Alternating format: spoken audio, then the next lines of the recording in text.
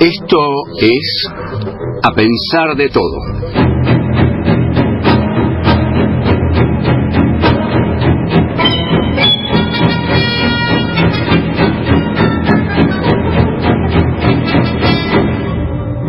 Hola, ¿qué tal? Esta partitura que abre nuestro programa hoy, ya creo que se está haciendo costumbre que anuncie a alguno de nuestros visitantes, generalmente ilustres, y siempre que a alguien le dicen ilustre, por supuesto se pone incómodo, ¿no? Soy ilustre, uno lo dice a propósito de puro malo, pero bueno, ilustre o no, Vicente Batista, que es nuestro invitado de hoy.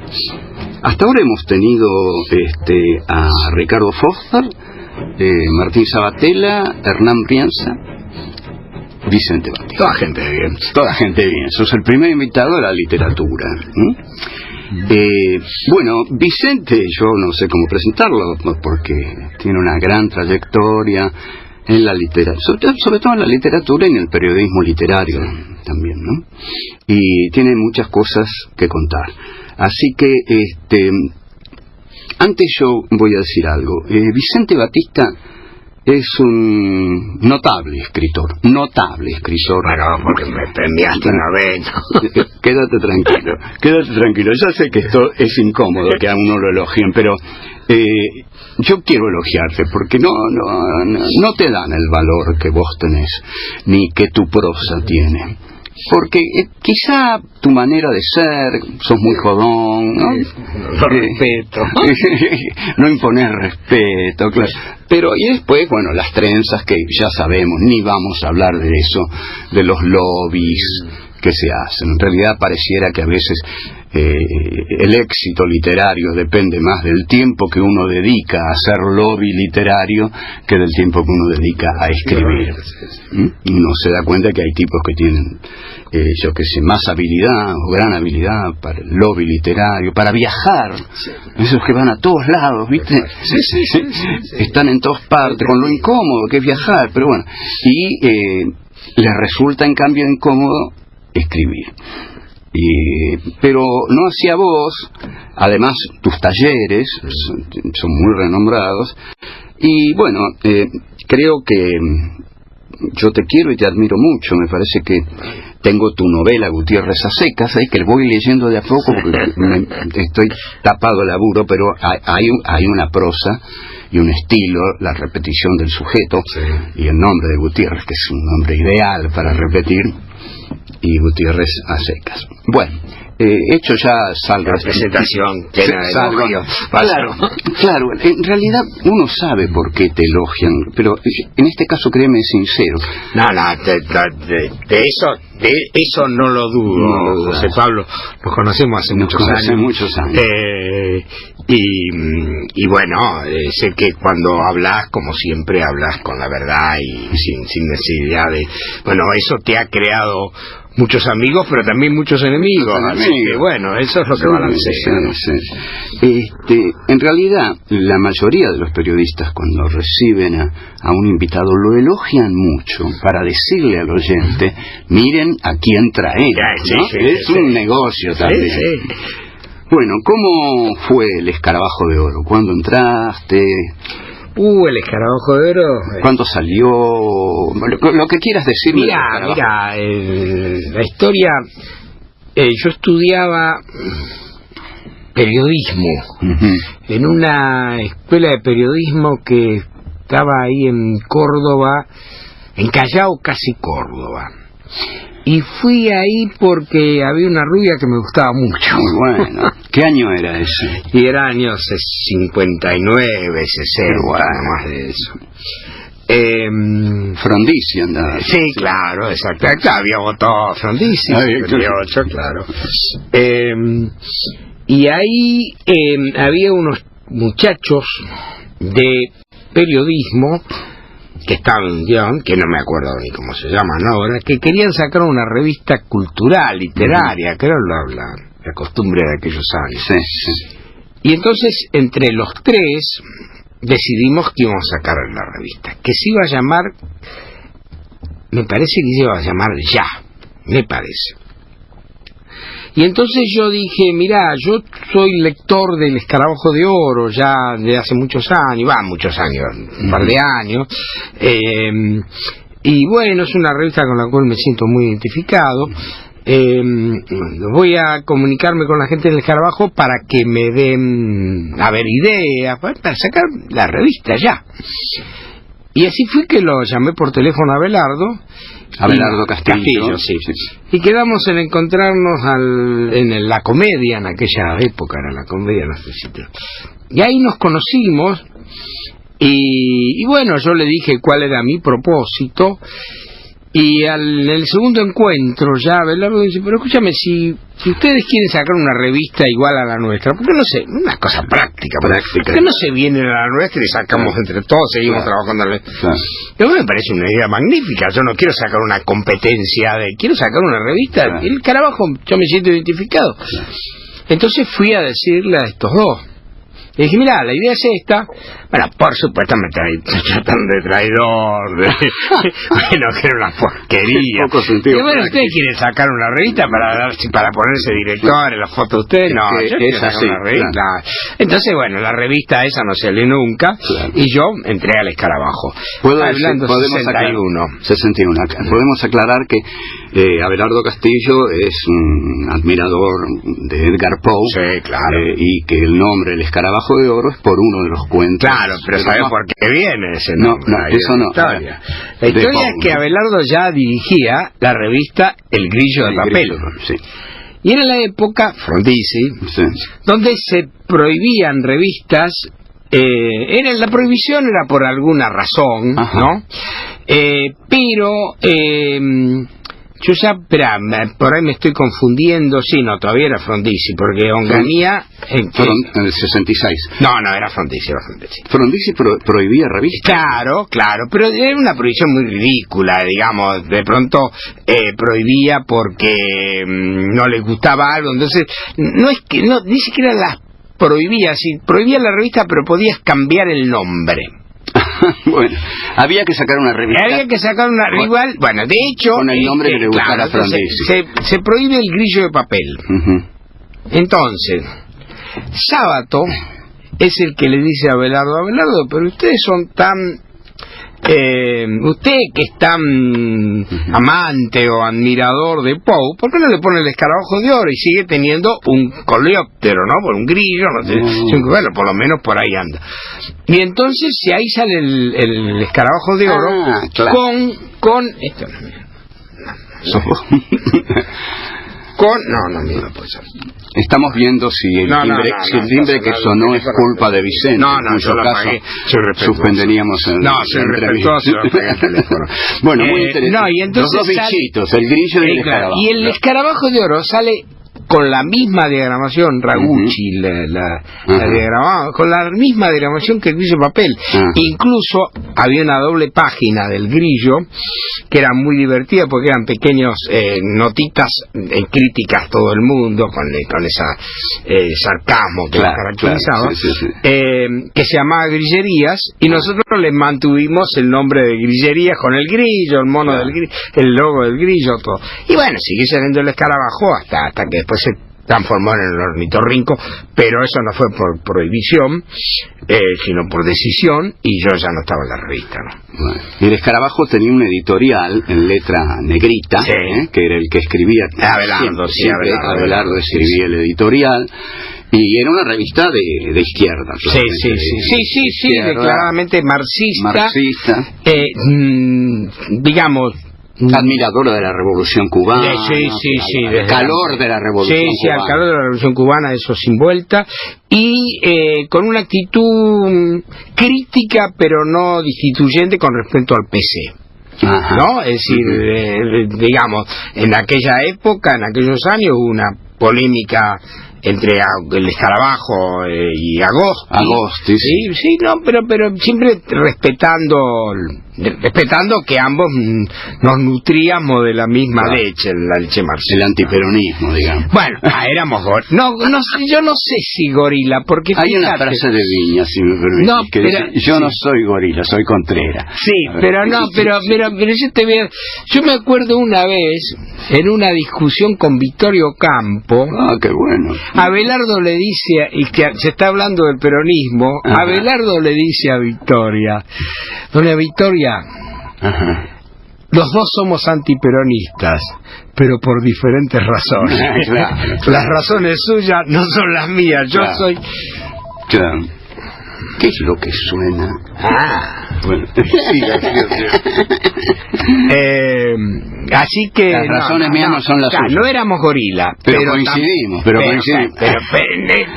éramos antiperón, pero no antiperón, digamos, era lo que después es difícil de explicar. Tuvieron que pasar muchos años. Sí. Yo empecé a entender al peronismo de verdad con Néstor Kirchner. Claro. En ese momento además que no es casual, la primera vez en mi vida que yo voté al peronismo fue cuando voté a Néstor Kirchner, de primera vuelta. Bueno, no lo voté para después ir a la segunda. No, yo voté Néstor Kirchner de primera vuelta. Y a los 100 días de gobierno me tocó ir a un programa de televisión. Me preguntaba, ¿qué opina con los 3 meses, 100 días de gobierno? Y yo le dije lo que realmente pensaba. Le dije, mirá, yo durante las veces que pude votar en este país, a los 30 o 60 días me arrepentía de mi voto. Hasta este momento no me arrepiento del voto de haber votado a Néstor Kirchner, y digo ahora, claro, y sigo sin arrepentirme, ¿no? Sí, lo sé. Y cuando estabas en El Escarabajo, ¿publicabas cuentos en El Escarabajo? Sí. ¿Y cuándo hiciste tu primer libro? Claro, el primer libro se llamó Los Muertos, y lo publicó en aquel momento, todos publicamos con Jorge Álvarez. Con Jorge Álvarez. Que fue una cosa bastante interesante, porque yo con ese libro había ganado un premio en el Fondo Nacional de las Artes. Ajá. Que ni me había enterado. Me enteré después porque por un tío mío me dice, leí en la prensa la época mira qué bien, que ganaste un premio. A mí me enteré que había ganado el premio. Pero paralelamente a eso, yo había terminado el libro y había decidido mandarlo a La Habana, al concurso Casa de las Américas. Y de hecho lo mandé en aquella época era imposible mandarlo directamente, entonces había una forma de mandarlo que era mandarlo de Buenos Aires a Suiza, Berna, Suiza, y de ahí lo mandaban a La Habana. Era un premio muy prestigioso. Claro, bueno, era todo muy... En ese momento. Sí, era. Y entonces... además era internacional, venía toda América Latina, y era Cuba, revolución presente. Entonces lo mando, y Marechal se va a La Habana como jurado del concurso, pero de novela. Y entonces me dice, Vicente, yo le puedo llevar un original, le puedo llevar el libro. Le digo, yo le mandé el libro, ¿para qué? No, pues sí. Y Gloria Rodríguez. No, Gloria es mi mujer. Tu mujer, claro, bueno. Gloria me dice, pero ya le digo, no tengo copia. Yo tengo una copia. Era la época que había que escribir a máquina. Bueno, me hizo la copia y yo se la di a Marechal. Y ahí se lo llevó. Cuando me llega la noticia que había ganado una mención, fue un año que ganó Tununa Mercado, Ricardo Piglia y yo, ganamos cada uno de ellos una mención en Casa de las Américas. Que ella era muy importante. Claro. Entonces, cuando vuelve Dalmiro de La Habana, me encuentro con él. Dalmiro Sáenz. Sí, claro, Dalmiro Sáenz. Cuando vuelve, me encuentro con él y le digo, contame cómo fue, que vos fuiste jurado mío. Dice, sí, pero callate, que fue muy curioso porque de tu libro había un solo ejemplar. Era el que me había mandado Marechal. El de Berna se había perdido. Es decir, que si Marechal no me dice, yo se lo llevo, y Gloria no me dice, dáselo, yo jamás hubiese ganado ese premio, porque jamás hubiese llegado así que bueno. Muy linda. Ahora, lo que hay, ahí me hace ruido, como se dice, es tu relación con Marechal, e incluso la del escarabajo, porque recuerdo una foto en que están todos, está Liliana y están con Marechal. Marechal era un ícono del peronismo, claro, y un perseguido, dolorosamente, injustamente perseguido. Totalmente. Porque Adán Buenos Aires, bueno, es una novela formidable. Yo no es por el peronismo ni por nada, pero siempre me interesó más Adán Buenos Aires que Rayuela, por ejemplo. Sí, es una novela profundísima, extraordinaria. Pero eran ustedes los que les prestaban oídos a Marechal. Sí, pero ¿sabes por qué? No, me lo decís en el próximo bloque. que dejemos el suspenso creado. Volvemos. ¿Querés saber cómo se llega de la primera a la sexta internacional? A pensar de todo. Estás escuchando esta producción que llega a la radio de tu universidad gracias al programa de fortalecimiento de radios universitarias ARUNA, financiado por la Secretaría de Políticas Universitarias del Ministerio de Educación de la Nación, a través del Consejo Interuniversitario Nacional.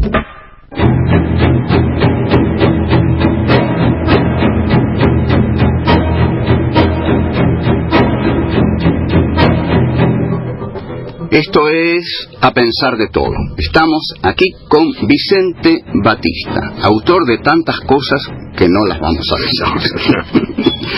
Bueno, te acababa de preguntar sobre esa relación entre el escarabajo y vos y Leopoldo Marechal, un prohibido, un tachado por su pasado peronista. Bueno, lo de Marechal fue muy mágico. Y una de las alegrías que tengo es haberlo conocido. Digamos que en aquellos años, Sábato nos dice, ¿por qué no le hacen un reportaje a Marechal?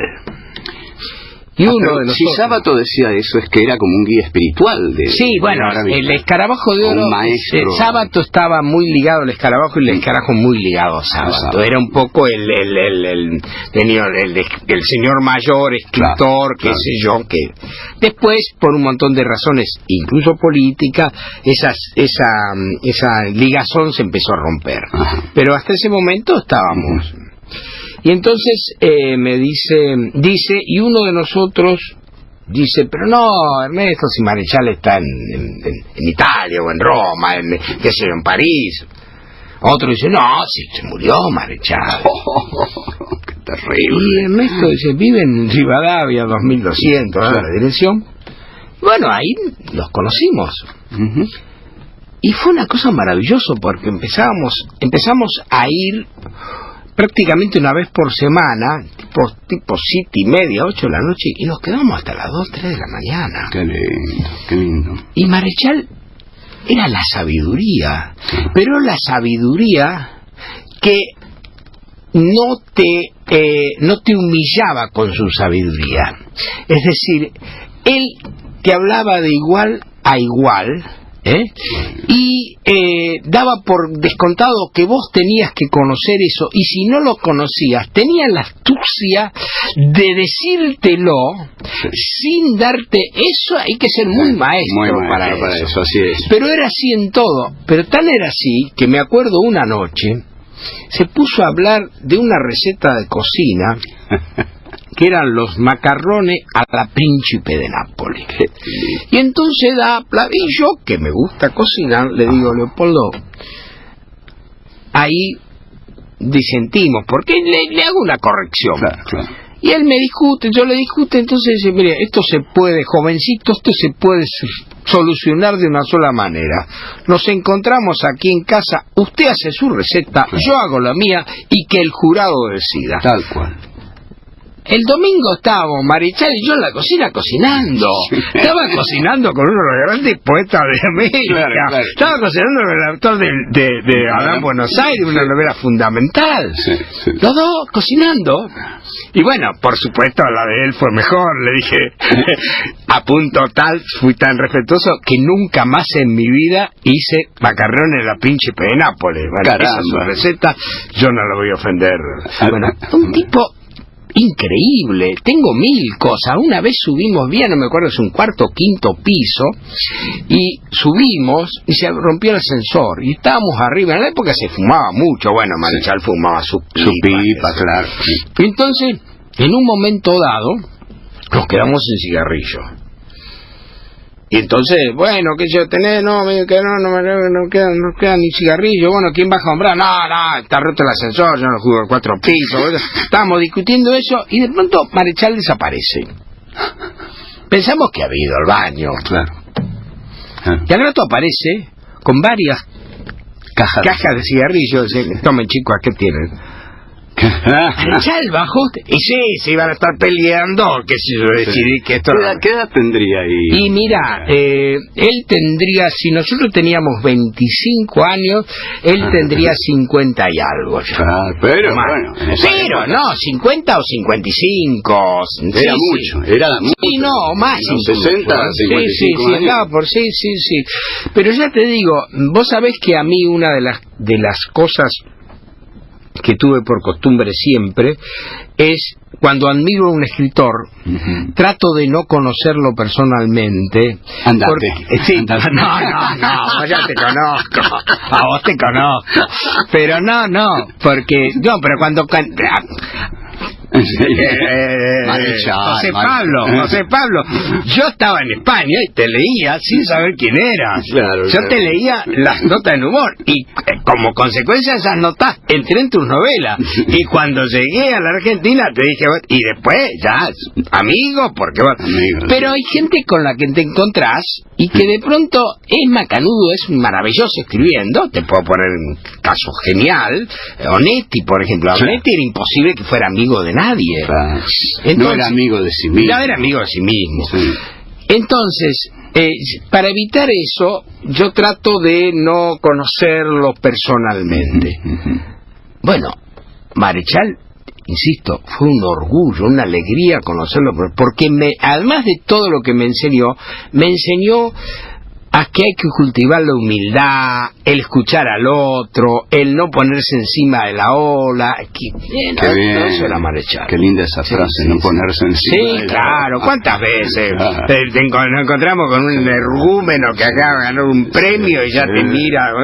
No, escucha. ¿Sabes lo que decía Marichal? Una frase que cuando discutíamos así de estética, dice, no se preocupen, chicos, yo suelo sentarme en la puerta de casa a ver pasar el cadáver de la última estética. Qué maravilla, de la última estética. Porque va a venir otra, qué sé yo. Claro, porque está tomado del cadáver de tu enemigo, claro, ¿no? Y qué bien de la última estética, o de la última vanguardia. Sí, de la última vanguardia. Vamos a decirlo así, qué la bien. Última vanguardia. La vanguardia, no estética, me equivoco yo, la última vanguardia. Yo me siento en el umbral de mi casa a ver pasar el cadáver de la última. Muy bueno. Esa era su filosofía. Muy bueno. Bueno, otra cosa que intentaba hacer con Abelardo y conmigo era convertirnos a la fe. Bueno, porque claro, era un hombre de fe. Claro, pero ¿a qué fe? Tenía dos. Sí, no, dos. Él tenía una fe cristiana, que no era la Iglesia Católica Apostólica Romana, por cierto. Tipo evangelista, además, pero él creía en Dios y todo. Sí. Y bueno, decía, Abelardo y yo éramos agnósticos. Y entonces, y seguimos siendo. Entonces, pero yo me acuerdo que le decía, Leopoldo, les juro que yo lo envidio. A mí me gustaría tener fe. No puedo ser un hipócrita conmigo mismo. Yo no tengo fe, yo no creo en un Dios. A mí me gustaría creer en un Dios y me saco un montón de problemas de encima. Te ayuda a morir. Claro, yo pienso cuando muero en la nada. Entonces mi vecino que cree en Dios, y bueno, tiene en todo caso, ahora que el infierno está desterrado, no, el infierno, el purgatorio, no sé cuál de los dos, pero siempre te queda alguna salida. salida. Yo no tengo ninguna. Porque está en la tierra, el infierno. Claro, está así. Sí, ese tipo que cree en un Dios tiene una salida. Tiene una fe, claro. Tiene una fe que uno no tiene. Sí, es verdad. Y no podés mentírtela. Vos podés mentir, qué sé yo, podés decir en política, bueno, hago esto, pero de todas maneras, pero con uno mismo, es como mentir que estás enamorado de una mujer y no estás enamorado, punto. No podés expresar algo que no sentís. Que no sentís. No podés creer en algo que no crees. Exactamente. Aunque quieras. Sí, sepas que te ayuda muchísimo. Sí, aunque mirá, a mí ya te digo, a mí me encantaría que de pronto, lo digo por si oye, me lo manda, ¿no? Pero se aparece el San Gabriel y me dice, lo tuyo está aquí, me hago un hombre de mucha fe y listo. Sí, lógico. Pero no aparece San Gabriel. No aparece San Gabriel y el señor de arriba no da. No, muchas señales. En cambio, nosotros, creo, tenemos la suerte de tener una gran pasión, que es la de escribir. Sí, claro. Y eso ayuda mucho. ¿Cómo te ayuda a vos? Sí, muchísimo. Yo no sé lo que... La frase creo que es de Graham Greene, diciendo, yo no entiendo cómo hay gente que puede vivir sin escribir, ¿no? Van al psicoanalista, qué sé yo. Pero, no, yo me la paso, te pasará a vos, yo la paso escribiendo todo el tiempo, aunque no esté sentado frente a la computadora. Yo voy en un taxi y ya estoy escribiendo algo, y ya veo una escena y la estoy repitiendo. Es decir, estoy inventando personajes, situaciones permanentemente. Es, en el mejor de los casos, estar viviendo sueños. ¿Viste cuando soñaste despertar? Sí. Mira lo que soñé, qué sé yo. Bueno, yo puedo estar soñando cosas, despierto. Sí. Que después se llevan a la literatura, ¿no? Claro. Pero cuando estás escribiendo, y ahí viene lo maravilloso de la literatura, es que estás... La frase es de Beatriz Guido, me dijo una vez, escribir es corregir. Estás frente a la pantalla, porque una vez estás frente al papel, estás frente a la pantalla, ¿no? Sí. Estás frente a la pantalla y estás mirando y sacás esa palabra y pones otra. Esto, qué lindo, ¿cómo se me fue este adjetivo? Qué bueno que es esto. Sí. Estás gozando con vos mismo. ¿Te ayudas con la lista de sinónimos de la computadora? Sí, claro, sí, trabajo mucho. Bueno, te digo... Hay que saber usarlo, sí, ¿no? Claro, pero muchas veces estoy escribiendo y pego un grito. Y entonces me digo, ¿qué te pasó? No, nada, que acabo de encontrar Sí. Uno grita y sí.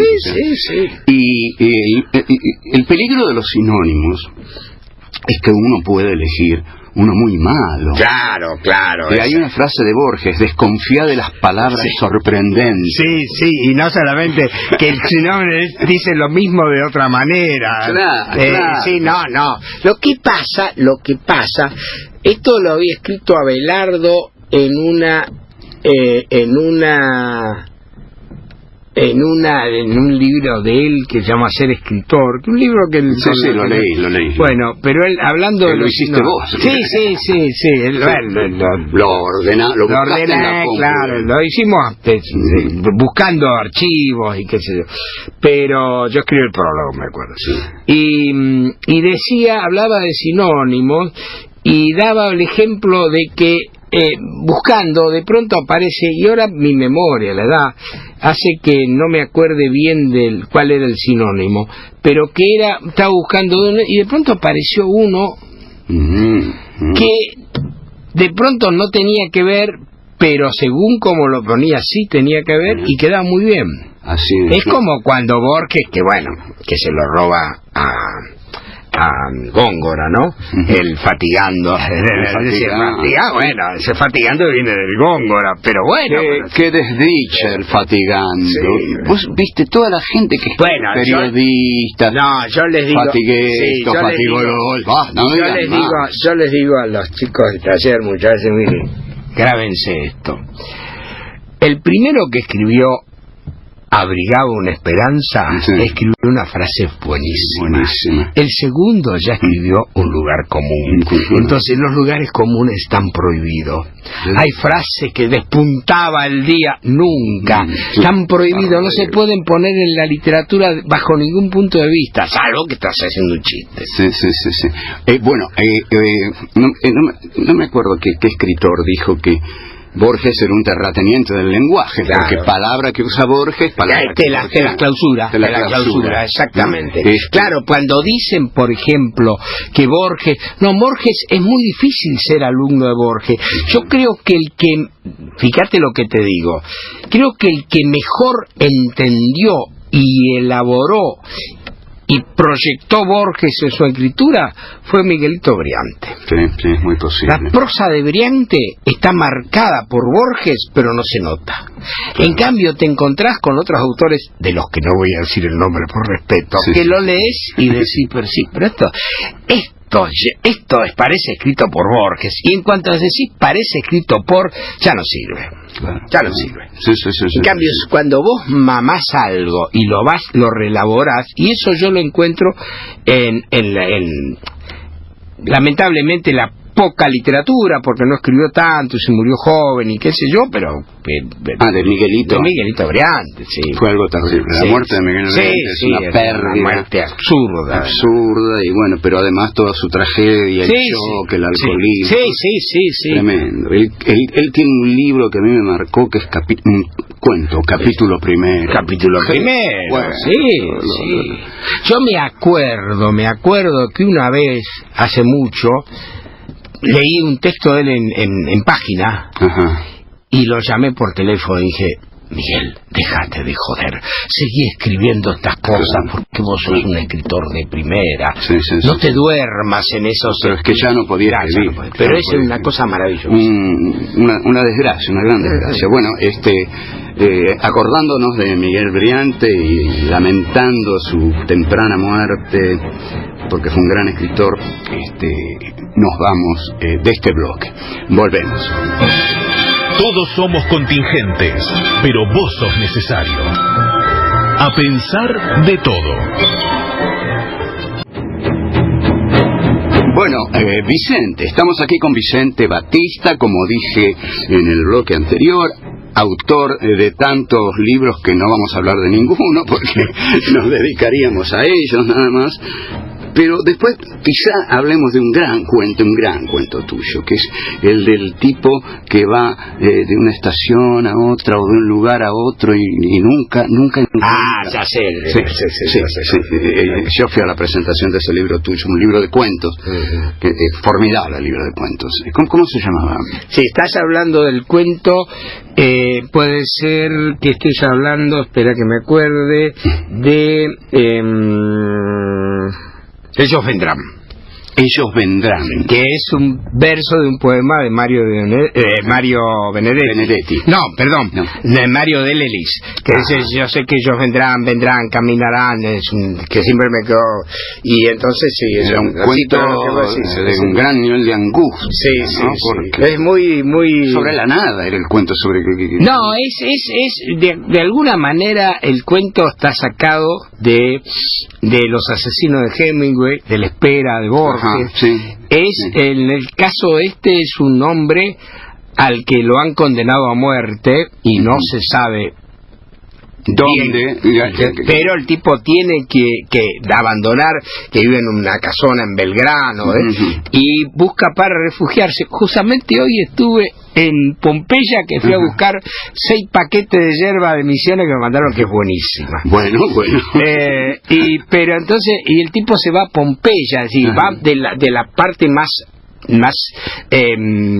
poderosa económicamente a la zona más pobre de la ciudad. Se va a Pompeya y se instala en una pensión de Pompeya para estar...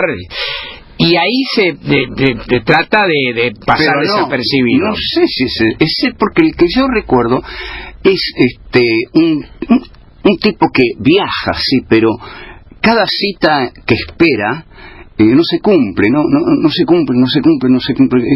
Es más... Ahí me mataste. Bueno, después, lo voy a encontrar. ¿Que viaja? ¿En qué? ¿No te acuerdas de qué? Recuerdo que viajé en un ómnibus, en uno de los encuentros fallidos. No, ya no será Frente de Tormenta, el tipo que baja en un ómnibus con una mujer y que el ómnibus se para en San Nicolás.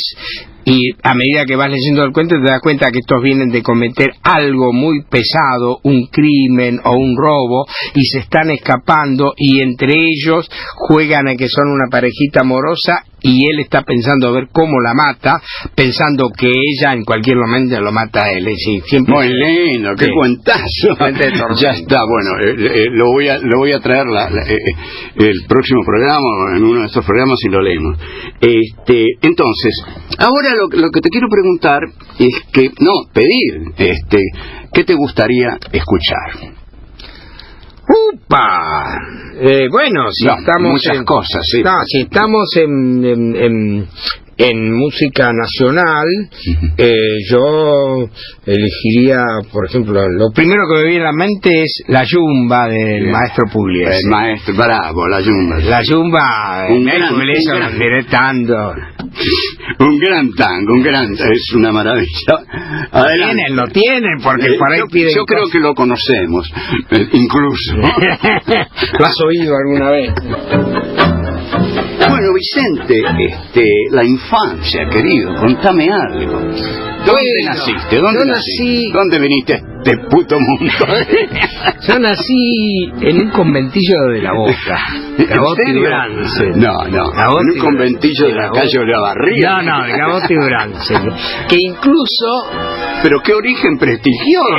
Imagínate. Un escritor que nació en un conventillo, viejo, extraordinario. Pero que incluso el primer premio que gané en mi vida lo gané con un cuento que empezaba así, que se llama El Bocha le dicen, y que empezaba así: vivíamos en la esquina de Gaboto y Bransen, a una cuadra del puerto. ¿Y qué pasa? Veo que en una asociación de cooperativa, algo así, de la calle Pedro Mendoza, ¿no?, organiza un concurso de cuentos, cuya exigencia es que tenía que suceder en La Boca. Ajá, muy bien. Y yo me acordé que tenía que en el único momento que habla de La Boca es ese principio. Después es un problema de traiciones que puede estar en La Boca, en la Paternal o en Moscú. Entonces mando el cuento y gano el premio. Ganaste el premio. Gano el premio, fue mi primer premio. Me acuerdo, José Pablo, te lo legó tu infancia. Que yo tenía una Cian Lambretta. Ajá. Y debo decir, después gané un montón de premios, incluso el Planeta. El Planeta que te lo di yo. Un montón de plata. Tengo que contarlo del Planeta, fue extraordinario. Lo cierto es que cuando gano ese premio, me llega la carta y me dice que gané el premio, que tenía que pasar, y ahí se da otra cosa divertida, vas a ver, que tenía que pasar a buscar, que se la entrega de premio era tal día en el Museo Quinquela Martín, qué sé yo, que era, no me acuerdo, así como 1.000 pesos en efectivo, que era bastante, un diploma y una medalla. La plata me la gasté, el diploma y la medalla, vaya a saber dónde fue. Lo cierto es que cuando yo me entero del premio, agarro la motoneta y me voy a Belardo, vivía en Masa 1511, ahí sacamos la revista, todo el sur. Agarro la motoneta, yo ya vivía en Barracas. Agarro la motoneta, me tiro para el sur y paso por la estatua de Florencio Sánchez, en Chiclana. Ajá. Y me paré y le dije: Florencio, gané el premio. Tenía 22 años. 22, qué maravilla. Y entonces llego, cuando van a publicar, el premio se publicaba en un folleto. Ajá.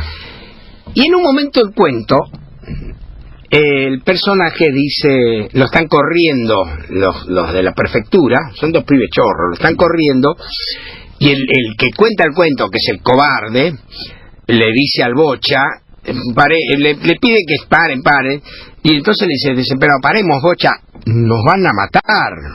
Uh-huh. Y el Bocha se para así casi sin dejar de correr, detiene un poco la marcha y dice: corre, cagón de mierda. Me dicen: eso lo tiene que sacar. Ah, claro. Digo, ¿cómo por el cagón de mierda? Claro, y bueno, aquí dice, ¿qué quieres que diga? Le digo, que diga, corre, miserable, corre, cáspita, se ponían las palabras con 3 puntos suspensivos. Sí, o 3 puntos suspensivos. Digo, no, yo eso no lo saco. Entonces no podías poner cagón con 3 porque no. culo se ponía con claro, sí, no lo saco. Y no se publicó el cuento, salió en el Carabajo, ¿verdad? Salió, bueno, acá está en el Carabajo con todas las palabras. Los cagones fueron en realidad. Así ahora, que dijiste, el cuento se llamaba El Bocha le dicen. Y le dicen. Y la primera frase de la novela de Abelardo, crónica de un iniciado. De un iniciado, sí. Vivíamos en la... Graciela le decían. Graciela le decían, hoy he vuelto a Córdoba. Pero debo decir que... Graciela le decían, empieza. Sí, hoy he vuelto a Córdoba. Pero uno de los dos, pero debo decir que cuando yo escribí ese cuento todavía no conocía la novela de verdad. Te plagió que está muy orgulloso de ese comienzo. Sí. Graciela le decían. Me acuerdo cuando salió Rayuela. Ah, sí. Cuando salió aquel Rayuela empieza en segunda persona. Ajá. Y me acuerdo que tenemos el libro, Abelardo y yo, y Abelardo empieza a leer y dice, Cortázar me va a cagar. Porque la novela de Abelardo parecía Graciela le decía. Y el otro, la maga, qué sé yo. Sí. No, pero después se va por otro lado. Por muchos lados se va Rayuela. Sí. Pero bueno, no vamos a hablar de la Rayuela. Por favor, ¿terminó el año cortasariano? Sí, ya bueno, menos mal. Y bueno, entonces, el Bocha le decían... Le dicen. La Boca... Bueno, yo nazco en un conventillo de La Boca. Mi padre era carpintero. Sí. ¿Qué era tu papá? Carpintero. Entonces tenía ahí su y hago el primero inferior y parte del primero superior en una colegio que todavía está en la calle Necochea, eso sí, yo vivía a 2 cuadras de Necochea y como los Trobrín, como los guapos, claro, los tangueros, los espero en la calle. Claro, pero era La Boca, era barrio inmigrante y qué sé yo, ¿no? Y después sí me mudé, mis viejos se mudan a Barraca, le decía, era una vivienda chorizo de aquella época, claro. Católica. ¿Y a qué edad te vas de La Boca? Y me habré ido de La Boca a los 6 años y medio, muy 7 años. Sí, entonces después hago toda mi infancia la hago en Barraca. ¿No debutaste en La Boca? No, bueno, ahora 15 días. No. Así que debutaste, qué bueno, eso sí que es para contar. Bueno, ahora vamos a un corte y me vas a contar dónde y cómo debutaste. No sé si la gente de hoy sabe qué es debutar. Sí, claro, yo creo que no. Estamos en el aire. Pero sí estamos en el aire. Porque el otro día estaba con los alumnos y estaban hablando y digo, bueno, sí, le hace una mineta. Y me miran todos y dicen, ¿qué es eso? Le digo, ¿cómo? No se dice más así. Bueno, ni siquiera vamos a decir cómo se dice. Como se dice ahora, porque ni yo lo sé, ¿no? Pero, ¿qué te iba a decir? La Boca, debutar, no se dice. No. Yo, sin embargo, tengo un cuento que el personaje que es no es el Bocha, es me parece que sí, estoy seguro que es arriba en el Altillo, que el chico debuta en el Doxu. Porque ahí, cuando estabas en La Boca, debutabas, cruzabas ibas a la isla. Igual, vamos al corte, pero tenemos que fijar que la palabra debutar es propia de los 60, una palabra hegemónica en los 60, y en la literatura argentina, que se ocupó mucho en los 60, y muy bien, creo, de el hecho del debute sexual, ¿no? Pero con esto tenemos agarrado a todos nuestros oyentes, que ahora Vicente Batista va a contar cómo debutó, que es, dicho en otros términos, ponerla por primera vez. Volvemos. La imaginación es poder. A pensar de todo. Esta producción que estás escuchando llega a vos gracias al programa de fortalecimiento de radios universitarias, ARUNA, financiado por la Secretaría de Políticas Universitarias del Ministerio de Educación de la Nación, a través del Consejo Interuniversitario Nacional.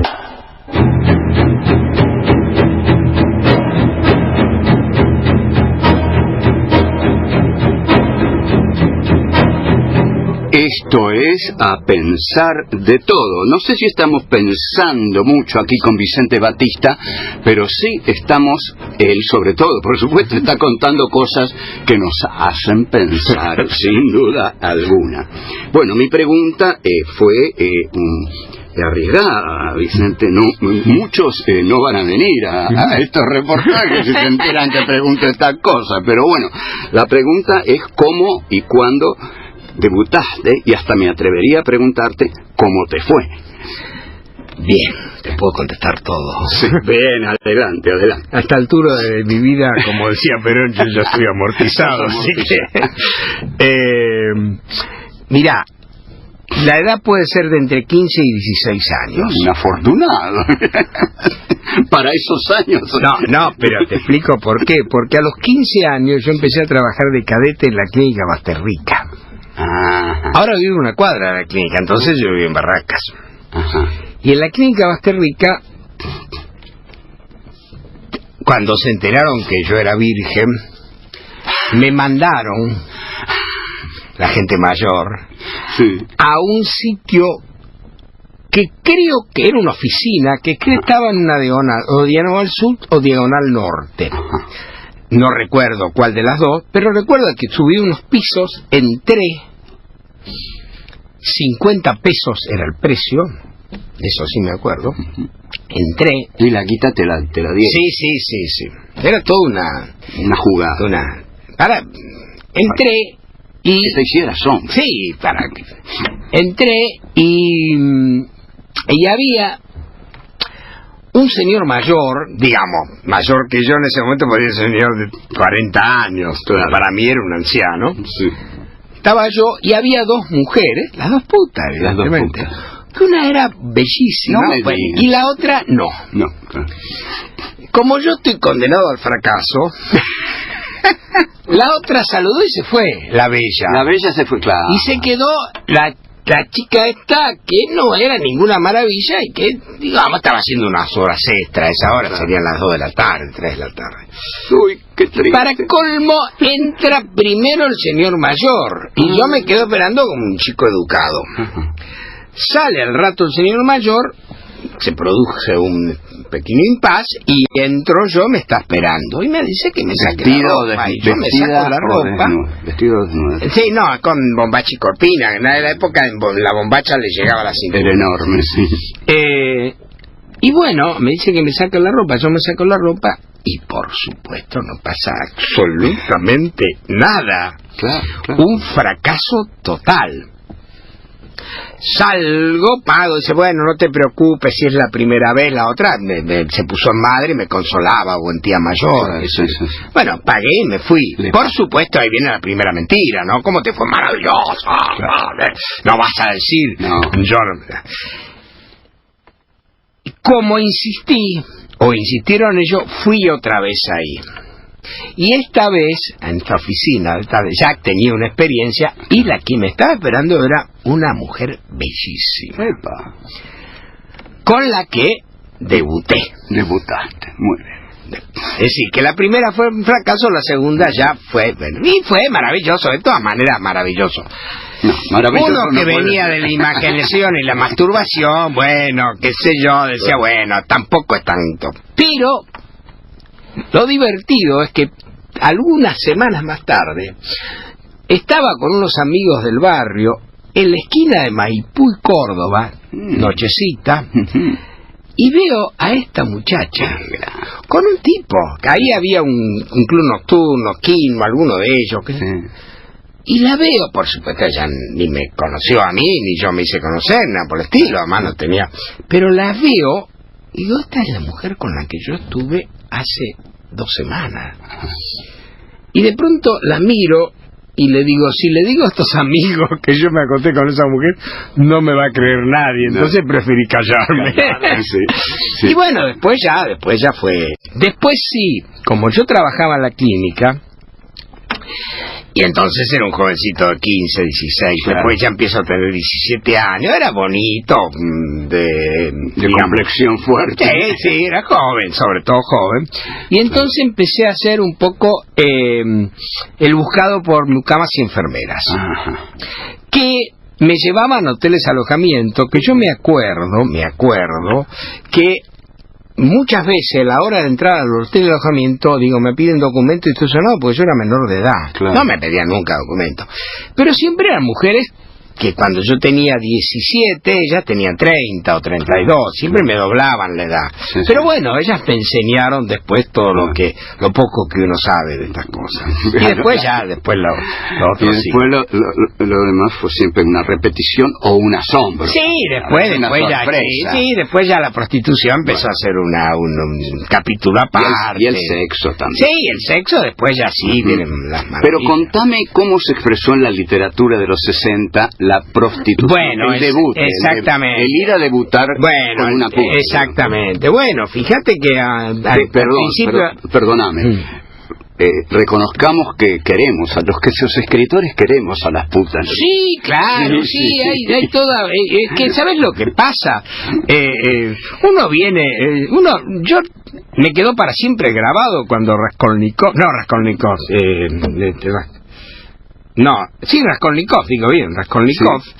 se arrodilla ante los pies de Sofía, creo que se llamaba Sofía, sí. Y le besa los pies a la prostituta. Sí. Bueno, la prostituta era toda una entidad para los que leíamos literatura. Sí. Y entonces, bueno, hablamos al principio de Almiro Sáenz con su cuento, Abelardo con cuentos como La madre de Ernesto y El marica. Yo mismo tengo arriba en el altillo el personaje Nelo es el hijo de una prostituta que además consigue plata para debutar en el Dog Show, porque claro, eso sucede en la Boca también. Así que era muy común. Pero esto no es, esto también es muy divertido. Me voy a Uruguay. Ah, claro, en Uruguay estaba el pecado. Todavía no tenía 18 años, sí. Porque recuerdo que mi padre me tuvo que para firmar la autorización para viajar a Uruguay. Y fui con un compañero y hacer campamento, ¿no? Y lo vamos a hacer. Y bueno, era carnavales y me lleva un uruguayo amigo, un prostíbulo. Ajá. Que era ya una especie de sala de espera. Sí. Bueno, entro, realizo mi actividad, y cuando era 5 pesos, me acuerdo, 5 pesos uruguayos. Cuando le voy a pagar, le pago y veo en la pared había un billete de 5 pesos con 2 alitas, ¿no? Era un chiste de un chiste, claro. Y era carnaval. Ajá. Y entonces yo le digo, no me olvidé nunca más de esa frase. Le digo a la prostituta en plan Dostoyevsky, le digo, qué terrible, ¿eh? Mientras la gente afuera se está divirtiendo, vos tenés que hacer esto acá. ¿Sabés lo que me contestó? Mira, afuera me tocan el culo gratis, acá hay que pagar para tocármelo. Maravilla. Me demostró que tenía una sabiduría muy por encima de la mía. Le pedí perdón y me fui. Bueno, creo que acabas de decir una frase para la historia. Tenemos que cerrar, Vicente, pero quiero dejar establecido que Vicente Batista debutó con una prostituta hermosa. Sí, eso sí. No debutaste con la sirvientita de la casa. No teníamos sirvienta. No tenías. Yo de familia pobre. Claro, no tenías sirvienta. Yo tengo otra historia, porque yo soy un pibe de Belgrano R. Claro, vos tenés otra. Tendría que contarlo, pero es más enaltecedora tu historia. Sí, la mía es popular. Popular. Vicente, es un placer haber hablado con vos. Estar con vos, José. José Pablo siempre lo dice, además. Y bueno, yo te quiero, te admiro mucho y sos un personajón. Realmente quería hacerte esta entrevista. Bueno, la pasamos bien y supongo que los que nos escucharon también. Esperemos que se hayan divertido y lo hayan pasado bien. Sí, seguro. Bueno, chao. Hasta la próxima. Hasta la próxima.